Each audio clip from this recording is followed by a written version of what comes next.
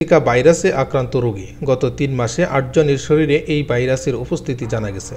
গত বছরও ৫ জন জিকা ভাইরাসে ৫ জন আক্রান্ত রোগী শনাক্ত হয়েছিলেন। চিকিৎসা নেওয়ার পর তারা এখন ঝুঁকিমুক্ত। এদের মধ্যে ৪ জন শনাক্ত হয়েছেন ICDDRBতে এবং বাকি ৪ জন এভারকেয়ার হাসপাতালে নমুনা পরীক্ষা করেছিলেন।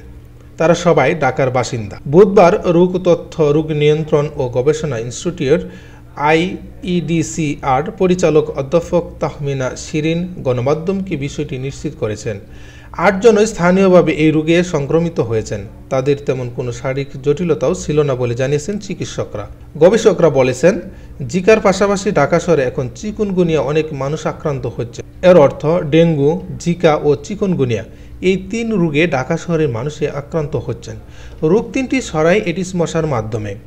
IEDCR জানিয়েছে, জিকায় আক্রান্ত ব্যক্তিকে বিশ্রাম নিতে হবে, প্রচুর পানি পান করতে হবে এবং তরল জাতীয় খাবার খেতে হবে। জ্বর ও ব্যথার জন্য চিকিৎসকের পরামর্শ মতো ওষুধ খেতে হবে।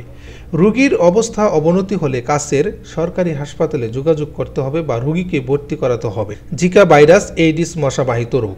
এই রোগে আক্রান্ত হলে জ্বর, হালকা মাথা ব্যথা, অস্থি সন্ধিতে ব্যথা, পেশিতে ব্যথা, শরীরে লালচে দাগ বা ফুসকুড়ি ওঠার মতো উপসর্গ দেখা যায়। জিকা ভাইরাসের 2টি ধরন, আফ্রিকান এবং এশিয়ান। ঢাকায় পাওয়া জিকা ভাইরাস আক্রান্তরা এশিয়ান ধরনের আক্রান্ত ছিলেন বলে জানিয়েছেন ডক্টর মোহাম্মদ শফিউল আলম। তিনি বলেন, আক্রান্তরা সবাই সুস্থ আছেন, কোনো সমস্যা হয়নি। তাদের কারো বাইরে যাওয়ার কোনো ইতিহাস নাই।